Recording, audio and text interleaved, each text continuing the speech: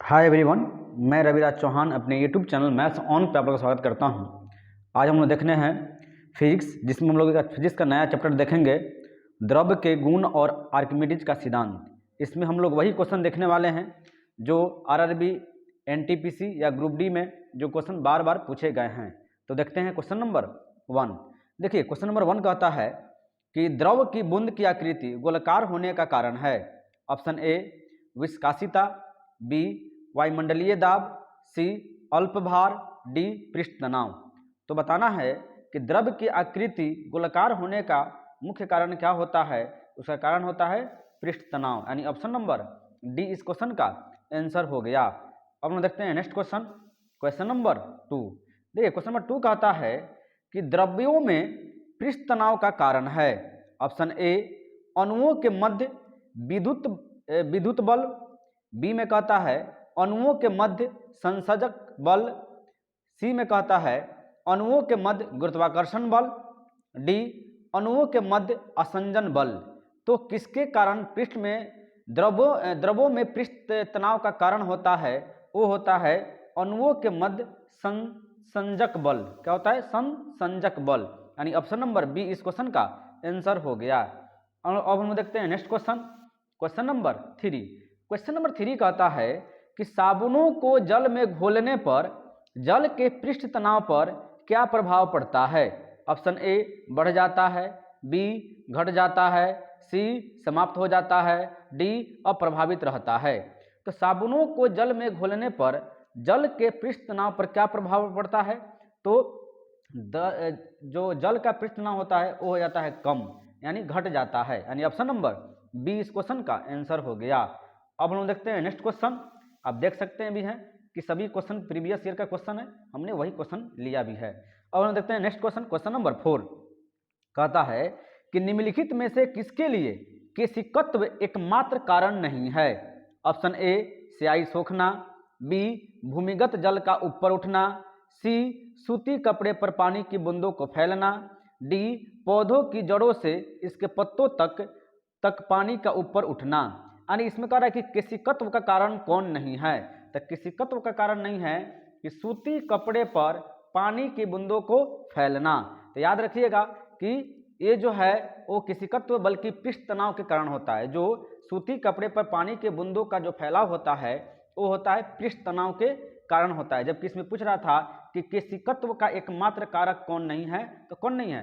सूती कपड़े पर पानी को बूंदों को फैलना। तो याद रखिएगा, ये भी क्वेश्चन पूछा हुआ है कि स्याही का सोखना किसके कारण है? तो केशिकत्व के कारण होता है। भूमिगत जल का ऊपर उठना केशिकत्व क्रिया के कारण होता है। पौधों की जड़ों से इसके पत्तों तक पानी पर पहुंच उठना किसके कारण होता है? तो केशिकत्व के कारण होता है।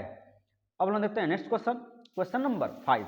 देखिए, क्वेश्चन नंबर 5 क्या कहता है कि एक साफ शीशे के प्लेट पर पानी की बूंद गिराने से वह फैल जाता है, जबकि पारे की एक बूंद गोलाकार बनी रहती है, क्योंकि ऑप्शन ए पारा धातु होता है, बी पारे का घनत्व पानी के घनत्व से अधिक होता है, सी पारे का संसर्जक उसका शीशे के साथ असंजक से अधिक होता है, डी पानी का संसंजन उसका शीशे के साथ असंजन से अधिक होता है। इसका क्या होगा जी? तो एक साफ शीशे के प्लेट पर पानी की बूंदें गिराने से वह फैल जाता है, जबकि पारे की बूंद एक गोलाकार बनी रहती है। इसका कारण होता है कि पारे का संसंजन उसका शीशे के साथ असंजन से अधिक होता है। यही इसका कारण है, यानी संसंजन बल क्या होता है? उसका अधिक होता है। ऑप्शन नंबर सी इस क्वेश्चन का आंसर हो गया। अब हम देखते हैं next question, question number 6। Question number 6 कहता है कि बर्फ समेत एक कांच के गिलास के बाहरी तल पर जल बिंदु दिखते हैं, क्योंकि ऑप्शन ए गिलास का बाहरी तल आर्द्रताग्राही प्रभाव दर्शाता है, बी वायु की नमी गिलास के ठंडे तल के संपर्क में आकर जल की बूंदों के रूप में घनीभूत हो जाती है, ऑप्शन सी गिलास की दीवार के छोटे छोटे रंध्रों से बूंदे बनकर जल बाहर निकल आता है, ऑप्शन डी ए एवं सी दोनों।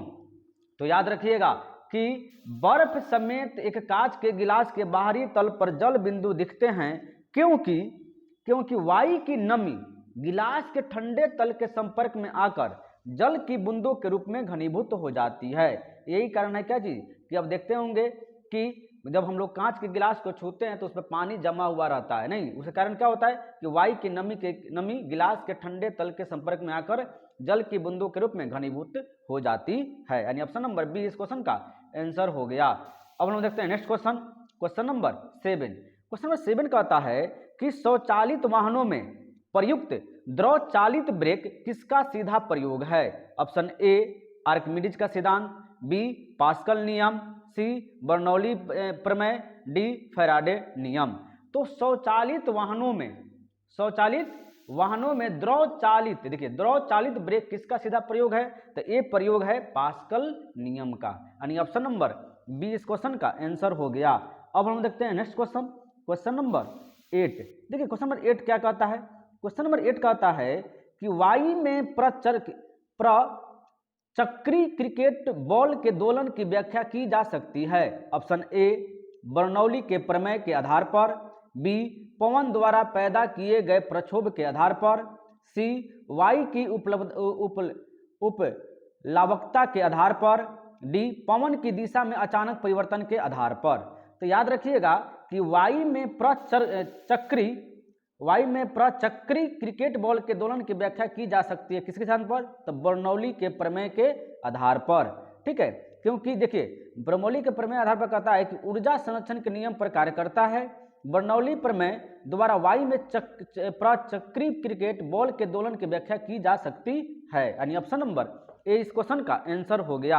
अब हम देखते हैं next question, question number 9। Question number 9 कहता है कि जब कोई लड़का रेलवे स्टेशन पर जिस ओर से गाड़ी आ रही है उसी के विरोधी दिशा में खड़ा है और गाड़ी की गति बहुत ही तेज है, तो लड़का के साथ क्या हो सकता है?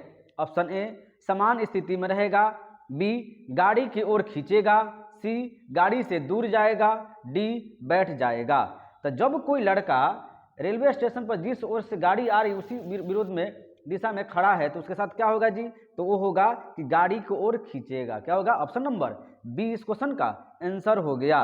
अब हम देखते हैं नेक्स्ट क्वेश्चन, क्वेश्चन नंबर 10।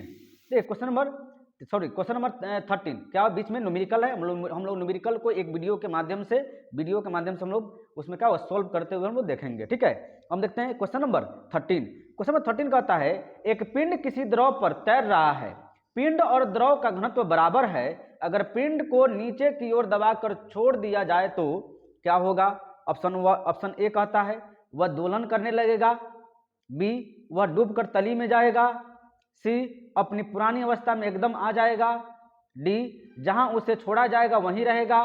तो क्या होगा जी? तो जहां उसे छोड़ा जाएगा वहीं रहेगा, यानी ऑप्शन नंबर डी इस क्वेश्चन का आंसर हो जाएगा। तो याद रखिएगा कि एक पिंड किसी द्रव में तैर रहा है, पिंड और द्रव का घनत्व बराबर है, अगर पिंड को नीचे की ओर दबाकर छोड़ दिया जाए तो क्या होगा? जहां है वह वहीं पे रह जाएगा। अब हम देखते हैं नेक्स्ट क्वेश्चन, क्वेश्चन नंबर हो गया 14। कह रहा है कि निम्नलिखित में से असत्य कौन सा है? आपको बताना है। देखिए ऑप्शन ए लोहा पानी में डूब जाता है, बी लकड़ी पानी में तैरती है, सी पारा पानी पर तैरता है, डी लोहा पारे पर तैरता है। निम्नलिखित में से असत्य कौन सा है? तो इसमें असत्य जो है वो है ऑप्शन नंबर सी, यानी पारा पानी पर तैरता है, यानी ऑप्शन नंबर सी इस क्वेश्चन का आंसर हो जाएगा। याद रखिएगा पारे का घनत्व द्रव्यों में सर्वाधिक होता है, जितने भी द्रव्य होते हैं उसमें पारे का घनत्व क्या होता है? सबसे अधिक होता है, जिससे उसके द्वारा हटाए गए जल का द्रव्यमान उसके स्वयं के द्रव्यमान से बहुत कम होता है, ठीक है। इसी के कारण वह नीचे की ओर लगने वाले बल उत्क्षेपण में बहुत अधिक और पारा डूब जाता है। क्या होता है? पारा डूब जाता है, ऊपर नहीं रहता, पारा तैरता नहीं है बल्कि पारा डूब जाता है। अब हम देखते हैं नेक्स्ट क्वेश्चन, क्वेश्चन नंबर 15। देखिए क्वेश्चन नंबर 15 कहता है कि सिरे तक पानी से भरे गिलास के अंदर एक बर्फ का टुकड़ा तैर रहा है, जब बर्फ पिघलती है तो क्या होगा? ऑप्शन ए जल का स्तर गिर जाएगा, बी जल छलकने लगेगा, सी जल का स्तर वही बना रहेगा, डी इनमें से कोई नहीं। तो याद रखिएगा क्या होगा? इसका आंसर हो जाएगा कि जल का स्तर वही बना रहेगा। देखिए सिरे तक पानी में भरे गिलास के अंदर एक बर्फ का टुकड़ा तैर रहा है, जब बर्फ पिघलती है तो क्या होगा? जल का स्तर वही बना रहेगा, क्योंकि वह जितना सतह लेता है, प्रतिस्थापित जितना दूरी में रहता है बर्फ, उतना ही गलने के बाद उतना ही वो अपना स्थान लेता है। ठीक है, आयतन के बराबर ही होता है उसका द्रव्य। ठीक है, यही कारण है कि क्या होगा उसका। अच्छा, एक क्वेश्चन और पूछा जाता है कि बर्फ पानी पर तैरती है तो उसके कितने आयतन भाग पानी के ऊपर रहता है, तो वो होता है 1/10। ये भी याद रखिएगा कि 1/10 भाग क्या होता है, पानी के ऊपर रहता है। अब हम देखते हैं नेक्स्ट क्वेश्चन। क्वेश्चन नंबर हो गया आपको 17। कहता है किस तापमान पर जल का घनत्व अधिकतम होता है। Option A 0 degree Celsius, B 4 degree Celsius, C -4 degree Celsius, D 0 degree Fahrenheit. तो क्या होता है जी, ये होता है ऑप्शन नंबर बी, यानी 4 डिग्री सेल्सियस। ठीक है, किस तापमान पर जल घनत्व अधिकतम होता है, तो 4 डिग्री सेल्सियस पर अधिकतम होता है। अब हम देखते हैं next question number 18। Question number 18 कहता है कि जब एक झील की सतह पर जल जमने जा रहा है तो उसके तल पर पानी का तापमान क्या होगा। Option A 0 degree Celsius, B -4 degree Celsius, C 4 degree Celsius, D 20 degree Celsius. तो जब एक झील की सतह पर जल जमने जा रहा है तो उसके तल पर पानी का तापमान क्या होगा, पानी का तापमान हो जाएगा 4 डिग्री सेल्सियस, यानी ऑप्शन नंबर सी इस क्वेश्चन का आंसर हो गया। अब हम देखते हैं नेक्स्ट क्वेश्चन नंबर 19। देखिए क्वेश्चन नंबर 19 क्या कहता है कि मछलियां जमे पानी की झील में जीवित रह सकती है क्योंकि। ऑप्शन ए मछलियां गर्म खून की होती है, बी मछलियां बर्फीली मौसम में सुप्तावस्था में रहती है, सी में कहता है कि झील की तली का पानी जमता नहीं है, डी बर्फ मछलियों तक उष्मा पहुंचाती है। तो देखिए मछलियां जमे पानी की झील में जीवित रह सकती है क्योंकि वह क्या होता है कि झील की तली का पानी जमता नहीं है, यानी ऑप्शन नंबर सी इस क्वेश्चन का आंसर होगा। अब हम देखते हैं नेक्स्ट क्वेश्चन नंबर हम लोग देखते हैं 21। कहता है कि पानी पर तैरती वस्तु का आभासी भार है। ऑप्शन ए वस्तु के वास्तविक भार के तुल्य, बी में कहता है 0, सी में है वस्तु के भार तथा द्रव के भार के अंतर के तुल्य, ऑप्शन डी में कहता है वस्तु का भार एवं उस पर कार्यरत ऊपरी प्रणोद के योग के तुल्य। तो इसका आंसर क्या हो जाए जी, इसका आंसर हो जाएगा कि पानी पर तैरती वस्तु का आभासी भार क्या होता है, तो 0 होता है। क्या होता है, 0 होता है, यानी ऑप्शन नंबर बी इस क्वेश्चन का आंसर हो गया। अब हम देखते हैं नेक्स्ट क्वेश्चन नंबर 22। देखिए क्वेश्चन नंबर 22 क्या कहता है कि जल पृष्ठ पर लोहे के टुकड़े के न तैरने का कारण है। लोहे का टुकड़ा क्यों नहीं तैरता है जल पर। ऑप्शन ए लोहे द्वारा विस्थापित जल का भार लोहे के भार से कम होता है, बी में कहता है कि लोहे द्वारा विस्थापित जल का भार लोहे के भार से अधिक होता है, सी में कहता है लोहे द्वारा विस्थापित जल का भार लोहे के भार के बराबर होता है, और डी में कहता है कि यह जल का विस्थापन नहीं करता है। देखिए जब जल पृष्ठ पर लोहे के टुकड़े के न तैरने का मुख्य कारण यही होता है कि लोहा द्वारा विस्थापित जल का भार लोहे के भार से कम होता है। क्या होता है, लोहे के भार से कम होता है, यानी ऑप्शन नंबर ए इस क्वेश्चन का आंसर हो गया। अब हम देखते हैं नेक्स्ट क्वेश्चन नंबर 23। देखिए क्वेश्चन नंबर 23 क्या कहता है कि द्रव में आंशिक या पूर्णतः डूबे हुए किसी ठोस द्वारा प्राप्त उछाल की मात्रा निम्नलिखित पर निर्भर करती है। किस पर निर्भर करती है जी।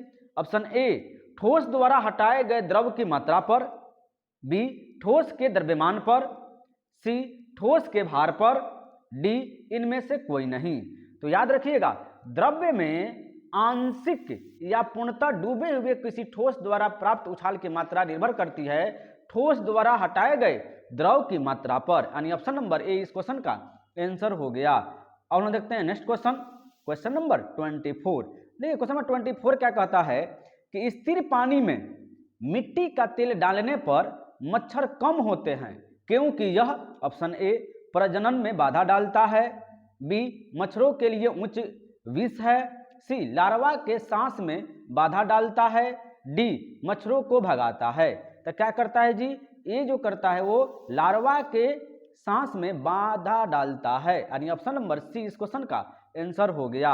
अब हम देखते हैं नेक्स्ट क्वेश्चन नंबर 26। देखिए 26 नंबर क्वेश्चन कहता है कि वैज्ञानिक आर्किमिडीज संबंधित थे? किससे संबंधित थे? कहाँ से थे वो? ए ब्रिटेन से, बी जर्मनी से, सी यूएसए से, डी ग्रीस से, ई पोलैंड से।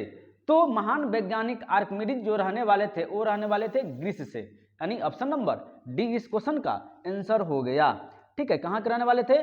तो ए जो थे रहने वाले ये थे ग्रीस के रहने वाले थे। अब हम देखते हैं नेक्स्ट क्वेश्चन, क्वेश्चन नंबर 27। देखिए क्वेश्चन नंबर 27 क्या कहता है कि उत्प्लावी बल निर्भर करता है किस पर?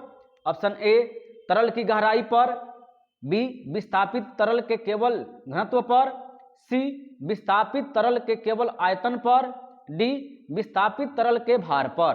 तो किस पर निर्भर करते हैं जी? तो ये करते हैं विस्थापित तरल के भार पर, यानी ऑप्शन नंबर डी इस क्वेश्चन का आंसर हो गया। अब हम देखते हैं नेक्स्ट क्वेश्चन, क्वेश्चन नंबर 28। देखिए क्वेश्चन नंबर 28 क्या कहता है कि लॉ ऑफ फ्लोटिंग सिद्धांत की खोज किसने की थी? Option A Newton, B Wright brothers, C Galileo, D Archimedes. ठीक है, तो लॉ ऑफ फ्लोटिंग सिद्धांत की खोज किसने की थी? वो की थी किसने? आर्किमिडीज ने की थी। कौन की थी? आर्किमिडीज ने, यानी ऑप्शन नंबर डी इस क्वेश्चन का आंसर हो गया।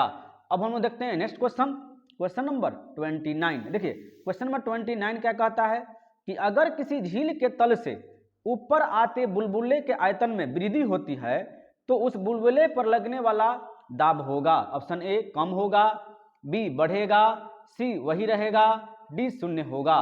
तो क्या होगा जी? तो कम होगा। क्या होगा? कम होगा। ठीक है, यानी ऑप्शन नंबर ए इस क्वेश्चन का आंसर हो गया। अब हम लोग देखते हैं नेक्स्ट क्वेश्चन, क्वेश्चन नंबर 30। देखिए क्वेश्चन नंबर 30 में देखते हैं कि निम्नलिखित में से असत्य को चुने। ऑप्शन ए निम्नलिखित में से असत्य को चुने। ऑप्शन ए में कहता है हर्ट्ज फ्रीक्वेंसी मापन की इकाई है, बी ऑप्शन बी में कहता है केल्विन तापक्रम मापन की इकाई है, सी बेल वातावरणीय दबाव मापन की इकाई है, डी ओम विद्युत प्रतिरोध मापन की इकाई है।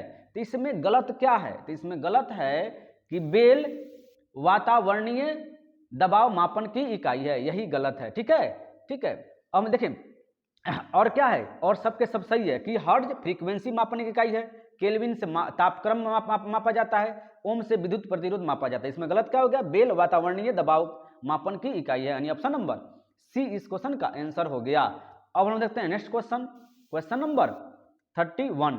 कहता है वैसलीन लेपित सुई क्षैतिज स्थिति में जल पृष्ठ पर धीरे धीरे से डुबोई जाती है, वह तैरती हुई प्रतीत होती है, यह घटना का उदाहरण है। इस घटना के उदाहरण को क्या कहते हैं? ऑप्शन ए कहता है केशिका क्रिया, बी पृष्ठीय तनाव, सी आर्किमिडीज सिद्धांत, डी तीनों में से कोई भी सही नहीं है। तो क्या होगा? पृष्ठ तनाव, यानी ऑप्शन नंबर बी इस क्वेश्चन का आंसर हो गया। अब हम देखते हैं नेक्स्ट क्वेश्चन, क्वेश्चन नंबर 32। देखिए क्वेश्चन नंबर 32 क्या कहता है कि निम्नांकित में से कौन से कथन सही है? ऑप्शन ए देखिए सॉरी इसमें कह रहा है कथन कौन है? कथन ए कहता है पिघलने पर ठोस सामान्यतः फैलता है, 2 पिघलने पर बर्फ सिकुड़ती है, 3 बर्फ का घनत्व पानी से कम होता है। इसमें कौन सा सही होगा? तो देखिए इसमें जो सही की बात किया जाए तो इसमें 1 2 3 तीनों सही है, यानी ऑप्शन नंबर ई इसका आंसर हो जाएगा। देखिए पिघलने पर ठोस सामान्यतः फैलता है, बात सही है। पिघलने पर बर्फ सिकुड़ती है, सही है। बर्फ का घनत्व पानी से कम होता है, ठीक है, ये भी सही है, यानी ऑप्शन नंबर ई इस क्वेश्चन का आंसर हो गया। अब हम देखते हैं नेक्स्ट क्वेश्चन, क्वेश्चन नंबर 33।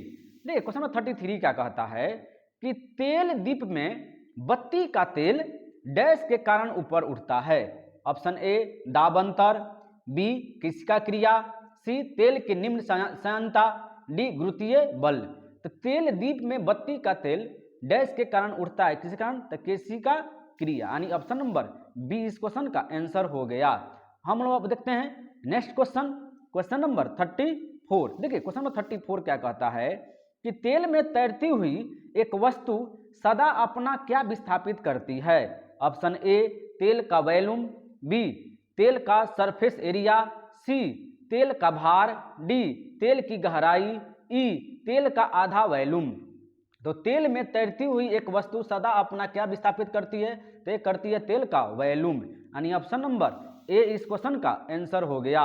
अब हम लोग देखते हैं नेक्स्ट क्वेश्चन, क्वेश्चन नंबर 35। देखिए क्वेश्चन नंबर 35 क्या कहता है कि अपेक्षित आर्द्रता मापने के लिए किस उपकरण का प्रयोग किया जाता है। तो याद रखिएगा अपेक्षित आर्द्रता, नहीं option A barometer, B hydrometer, C hygrometer, D manometer.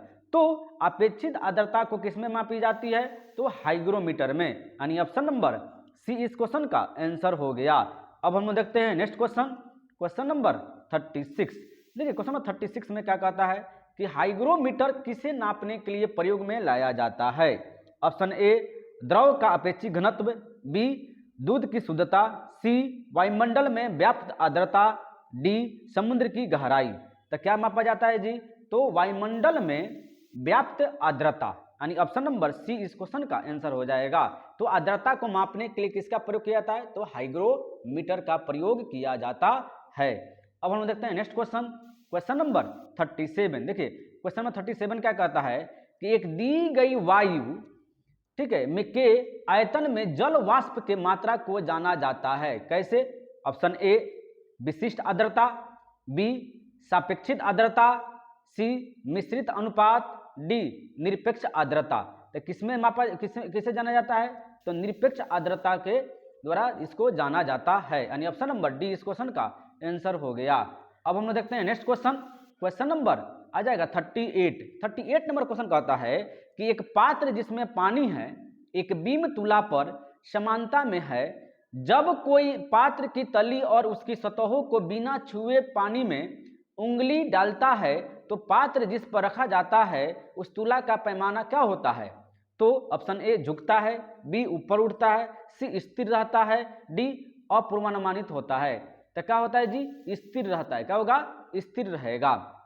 ठीक है, अब हम देखते हैं नेक्स्ट क्वेश्चन, क्वेश्चन नंबर 39। देखिए क्वेश्चन नंबर 39 में क्या कहता है कि बर्फ के दो टुकड़ों को आपस में दबाने पर टुकड़े आपस में चिपक जाते हैं क्योंकि। ऑप्शन ए में कहता है दाब अधिक होने से बर्फ का गलनांक बढ़ जाता है, दाब अधिक होने से बर्फ का गलनांक घट जाता है, दाब अधिक होने से सी में कहता है दाब अधिक होने से गलनांक पहले घटता है फिर बढ़ता है, डी में कहता है दाब एवं गलनांक में से कोई संबंध नहीं है। तो क्या होता है जी, इसमें होता है कि दाब अधिक होने से बर्फ का गलनांक घट जाता है जिसके कारण क्या होती है, दो बर्फ के टुकड़े आपस में चिपक जाते हैं।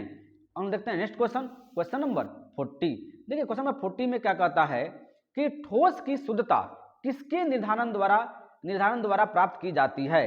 ऑप्शन ए क्वथनांक बिंदु, बी गलनांक बिंदु, सी हिमांक बिंदु, डी इनमें से कोई नहीं। तो ठोस की शुद्धता किसके द्वारा निर्धारित की जाती है, तो की जाती है गलनांक बिंदु के द्वारा, यानी ऑप्शन नंबर बी इस क्वेश्चन का आंसर हो गया। अब हम लोग देखते हैं नेक्स्ट क्वेश्चन, क्वेश्चन नंबर हो जाएगा आपको 41।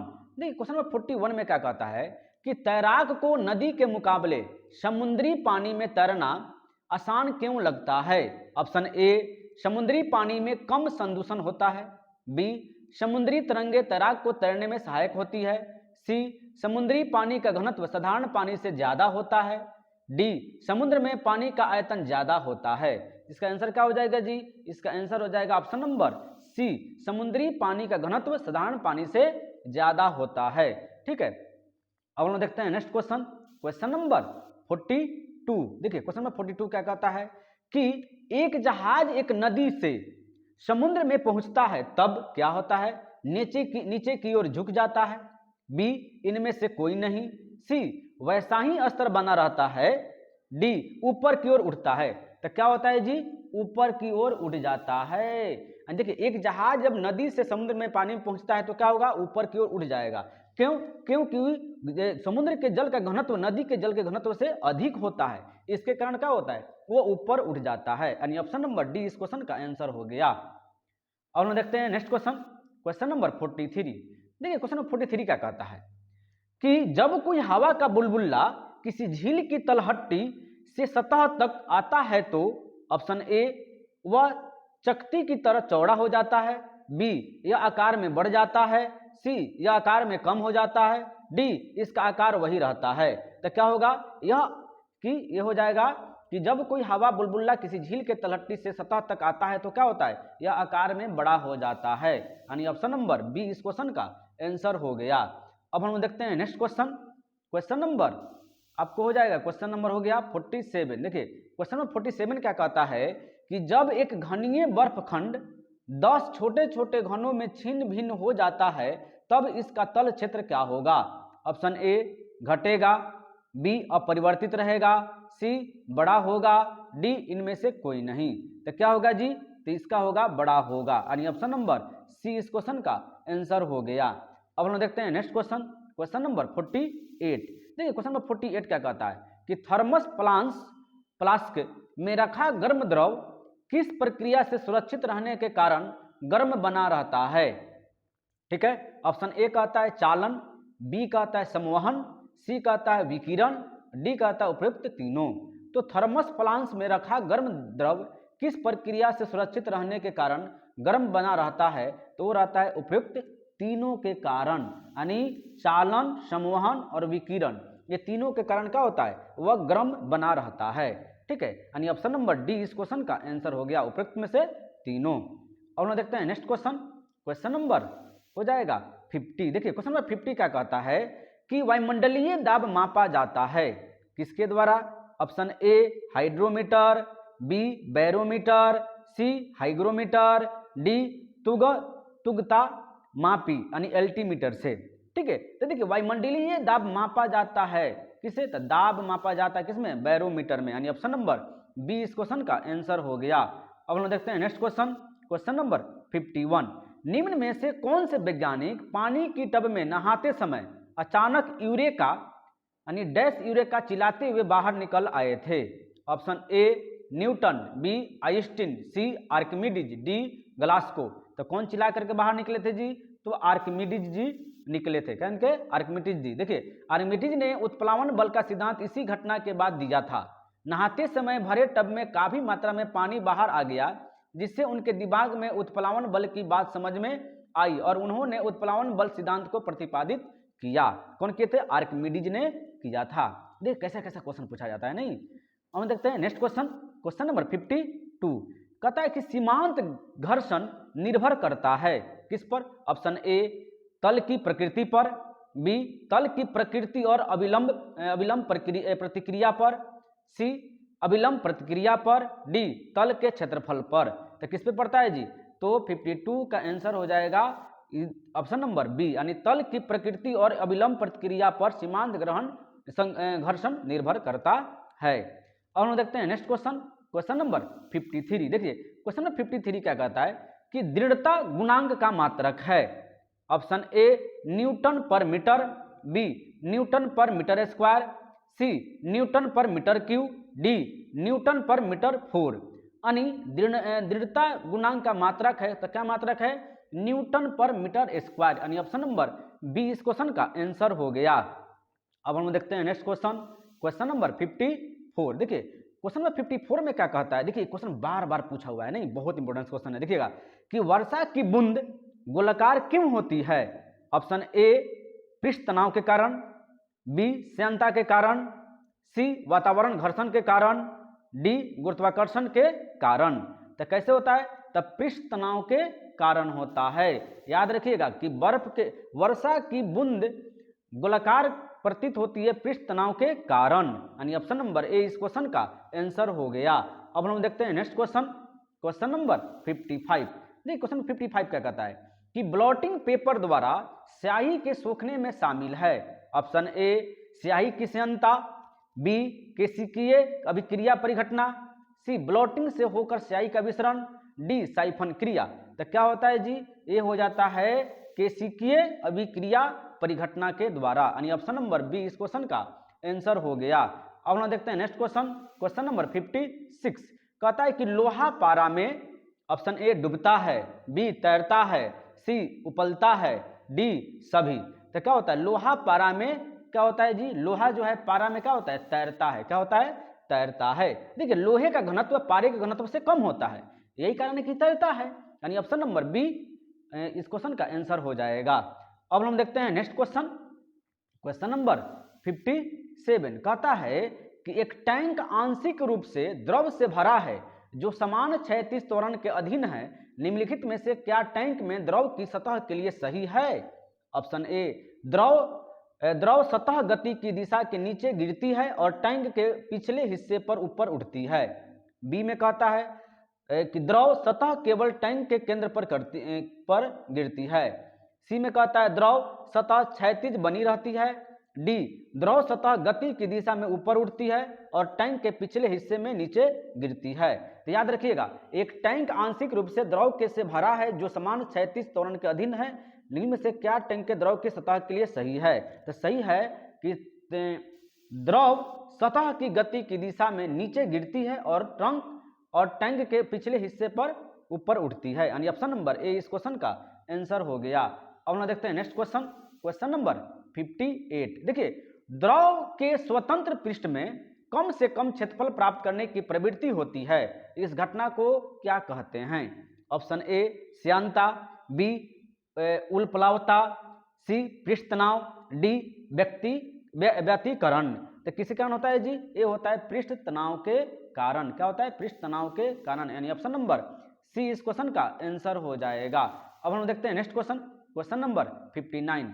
सामान्यतः पदार्थों की भौतिक अवस्था के वर्गीकरण में शामिल नहीं है। ऑप्शन ए गैस, बी द्रव, सी कोलाइडल, डी ठोस। तो इसमें कौन जी द्रव की पदार्थों की अवस्था कौन नहीं है? तो कोलाइडल। कौन है? कोलाइडल नहीं है।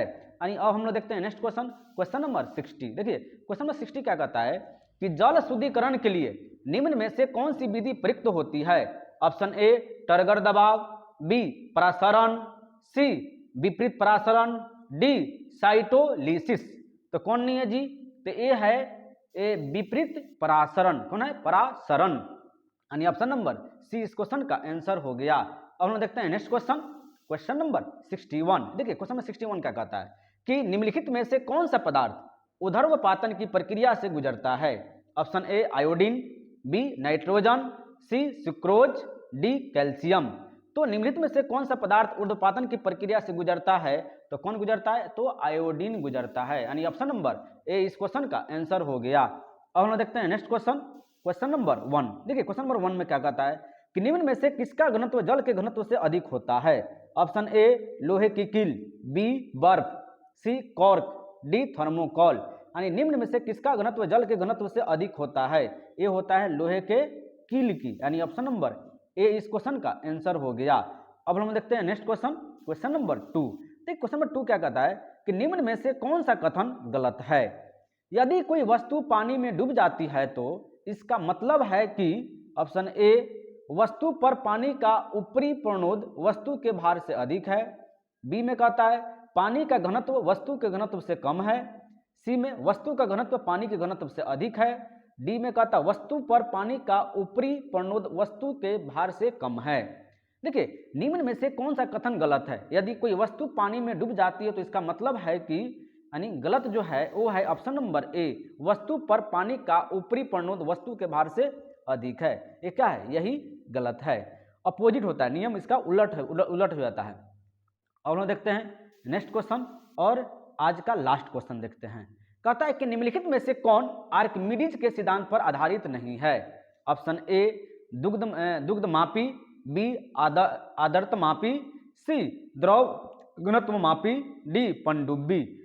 तो कह रहा है कि निम्न में से कौन आर्किमिडीज के सिद्धांत पर आधारित नहीं है? तो आर्किमिडीज के सिद्धांत पर आधारित नहीं है कौन सा? आर्द्रता मापी, यानी हाइग्रोमीटर उस पर डिपेंड नहीं करता है।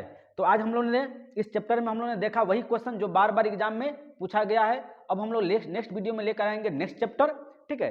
हमारी प्रयास यही है कि आपको जितनी भी प्रीवियस ईयर का क्वेश्चन जो फिजिक्स का क्वेश्चन है उसको आपको हम टोटल कंप्लीट करवाएं चैप्टर वाइज, और वही क्वेश्चन जो बार बार एग्जाम में पूछे गए हैं, और चाहे वो आरआरबी एनटीपीसी हो या रेलवे का और भी कोई एग्जाम है उसमें एक क्वेश्चन पूछे जा चुके हैं। तो अगर मेरी वीडियो का कंटेंट अच्छा लग रहा है तो लाइक कीजिए, कमेंट कीजिए, सब्सक्राइब कीजिए और शेयर जरूर से जरूर कीजिए।